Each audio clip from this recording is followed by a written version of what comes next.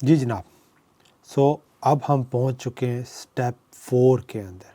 Step 4 बड़ा critical step है और मोस्ट ऑफ द टाइम हम इसको इग्नोर करते हैं या सिर्फ इसके वन एलिमेंट को हम देख रहे होते हैं। स्टेप 4 क्या है? Analysing time. और यहाँ पे मैं आपको एक फ्रेमवर्क दूंगा जो आपको हेल्प आउट करेगा इस सवाल का जवाब देने के लिए कि आप टाइम कैसे निकालें अपने बिज़नेस के गोल्स को अचीव करने के लिए, या whatever the goals you want to achieve उसको अचीव करने के लिए कैसे टाइम निकालें।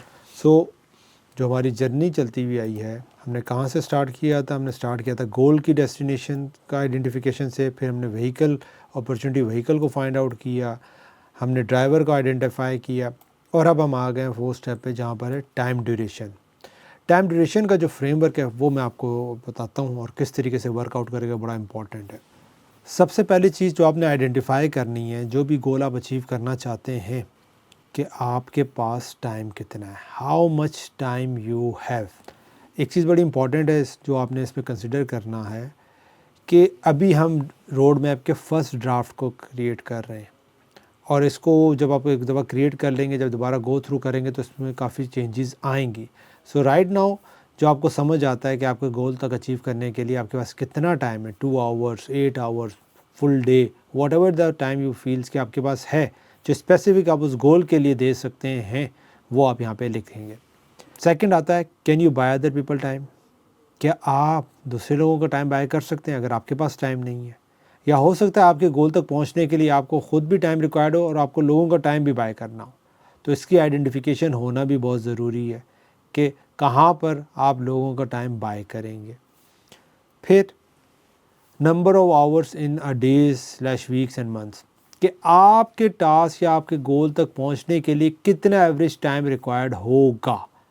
लेट्स सपोज मैं पॉडकास्ट की बात करता हूँ कि रोड मैपर का मैं पॉडकास्ट रन कर रहा हूँ, तो मुझे पता है कि यार मुझे अगर 4 पॉडकास्ट करने तो एवरेज पॉडकास्ट मेरा प्रिपरेशन से लेकर रिकॉर्डिंग और फिर दूसरे प्रोसेस तक जाने तक वो 3 आवर्स लगते हैं। तो अगर मुझे मंथ में 4 पॉडकास्ट करने हैं तो तकरीबन 9+ आवर्स मेरे कम अज़ कम लगेंगे। और अगर मैं एडिटिंग खुद करता, जो शुरू में मैं कर रहा था, तो ये टाइम ज़्यादा हो रहा था। तो ये आइडेंटिफिकेशन होना बहुत ज़रूरी है कि जो आप गोल तक पहुंचना चाहते हैं उसके लिए कितना एवरेज टाइम आपको रिक्वायर्ड होगा on week, at least weekly basis पे आपको पता होना चाहिए। फिर एक बड़ी इंपॉर्टेंट चीज़ है जिसको हम मिस कर देते हैं जब टाइम की एलोकेशन कर रहे थे। जो भी आप गोल सेट करते हैं या जो भी प्रोजेक्ट आप के लिए काम करना स्टार्ट करते हैं, वहाँ पे 2-3 तरह के टाइम आपको निकालने पड़ते हैं। पहला, जो भी आप गोल स्टार्ट किया तो रिसर्च टाइम रिक्वायर्ड है, जो most of the people miss कर देते हैं। भाई कोई स्किल का बस पता चला, स्टार्ट कर ली। रिसर्च जो भी हमने इस पूरे प्रोसेस में फाउंडेशन पे जो हमने काम किया वो यही किया है, आइडेंटिफाई कर लिया कि हमारी स्ट्रेंथ क्या थी, माइंडसेट क्या था, हम कहाँ खड़े हैं, नीड्स क्या हैं, वांट्स क्या हैं, क्या अचीव करना चाहते हैं, क्यों करना चाहते हैं, फाइनेंशियली कितना हमें चाहिए, और सारी चीज़ों में हमने वर्कआउट कर लिया। तो वो रिसर्च टाइम आपका मिल गया। फिर एक और बड़ा इंपॉर्टेंट टाइम आता है लर्निंग टाइम्स। लर्निंग टाइम के अंदर 2 फेजेस होती हैं, सीख लिया, समझ लिया। पहला है बेसिक लर्निंग, जिस तरह लेट्स सपोज इनोविस्टा के अंदर आप जो ये ट्रेनिंग कोर्सेज वगैरह कर रहे हैं, ये आपकी बेसिक लर्निंग है। फिर एक आती है एडवांस लर्निंग। एडवांस लर्निंग आती है एक्सपीरियंस के साथ, कि आपने सिर्फ वो जो आपकी ट्रेनिंग्स हुई हैं, जो भी आपने कोर्सेज लिए हैं, उसकी इम्प्लीमेंटेशन करें। उसकी इम्प्लीमेंटेशन करके मार्केट में जाएं या लोगों के साथ फ्री में काम करें या इंटर्नशिप करें, ताकि आपको वहाँ पे प्रैक्टिकल मार्केट जो आपको रिस्पांस देगी, आपको पता चलेगा कि आप कितने पानी में या आपकी स्किल किस लेवल की है। तो ये दोनों के लिए टाइम निकालना बहुत ज़रूरी है। अक्सर केसेस में क्या होता है, बेसिक स्किल सीखते हैं और मार्केट में चले जाते हैं अपने स्किल्स को सेल करना, और आप इस काबिल नहीं होते कि आपकी वो जो है ना वो वैल्यू आपके पास इतनी हो कि लोग आपको पे कर सकें। और होता क्या है कि आपको क्लाइंट्स भी नहीं मिलते, काम भी नहीं मिलता, आप डिसहार्ट होते हैं। तो तरीका क्या है, बेसिक लर्निंग सीखें, फिर एडवांस लर्निंग प्रैक्टिस के साथ आप जब करेंगे तो आप पॉलिश होंगे। और थर्ड आता है वही जो हमने बात की, प्रैक्टिस वाला टाइम। आप लेट्स सपोज इन्वेस्टर की एग्जांपल लेते हैं, जितना टाइम आप लर्निंग पे लगा रहे हैं उससे डबल टाइम आपको प्रैक्टिस पे कम से कम लगाना है, जो आपको पॉलिश करने में हेल्प आउट करेगा। तो अगर 3 मंथ्स का कोर्स है तो 6 मंथ्स आप लगाएं उसकी इम्प्लीमेंटेशन के ऊपर, वर्किंग के ऊपर, लोगों के साथ फ्री में काम करने के लिए, सैम्पल्स पे वर्कआउट करने के लिए, ख़ुद चीज़ों को टेस्ट एंड ट्रायल करने के लिए। तो अगेन यहाँ पे जो चीज़ हम बात कर रहे हैं, आपको ये अंडरस्टैंड करना है, कुछ स्किल्स आपको शायद सीखना पड़ेंगी, वहाँ पे आपका टाइम आएगा। कुछ टास्क आपको करने पड़ेंगे, वो आपका टाइम आएगा। कहीं पे आउटसोर्स करना पड़ेगा, जैसा मैंने पॉडकास्ट की एग्जांपल दी, तो वहाँ पे मुझे एडिटिंग वाला पार्ट आउटसोर्स करना पड़ा, तो मैं वहाँ पे लोगों का टाइम बाय कर रहा हूँ।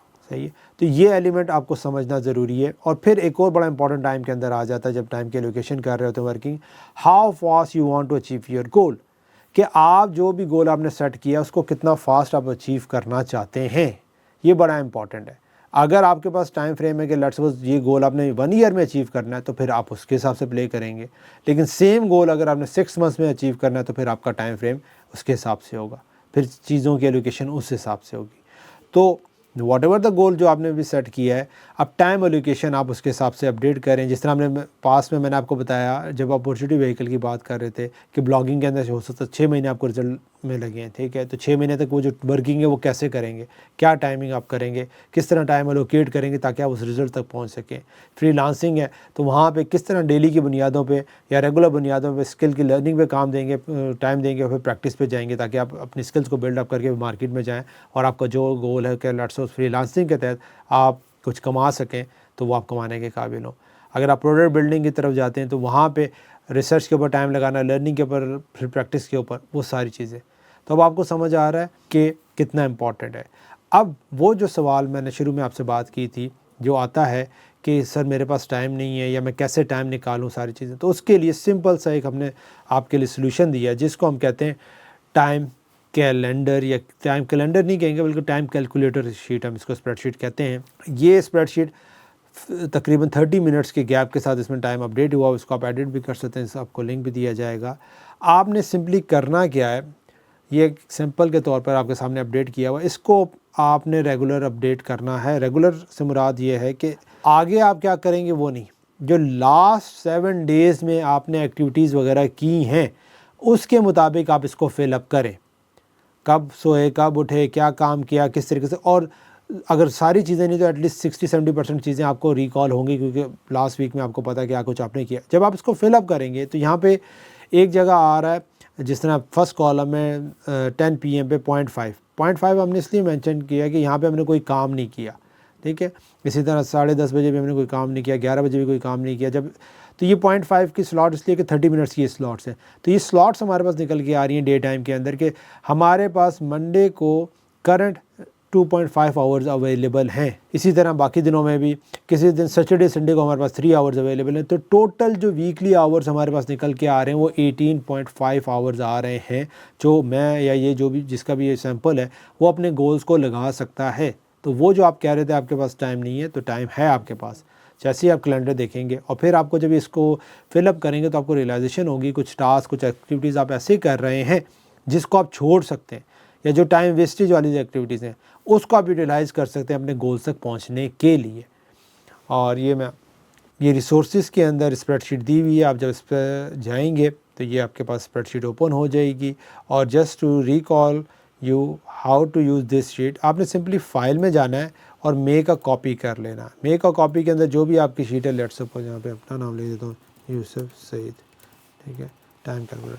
तो आप इसको मेक अ कॉपी करेंगे तो ये आपकी एक स्प्रेडशीट अलग बन के आ जाएगी, उसको आप एडिट कर सकते हैं। इस मेन फाइल को आप एडिट नहीं कर सकेंगे, ठीक है। तो इसके अंदर आपने अपना कैलेंडर जो भी आपने लास्ट वीक में काम किया वो फिलअप करना है, जिस तरह यहाँ पे मैंने सैम्पल के तौर पे भी आपको दिखाया हुआ है। तो अब जब आप इसको फिलअप करेंगे तो आपके सामने ये पूरा निकल के आ जाएगा कि कितना टाइम अवेलेबल है जो आप अपने गोल्स को दे सकते हैं।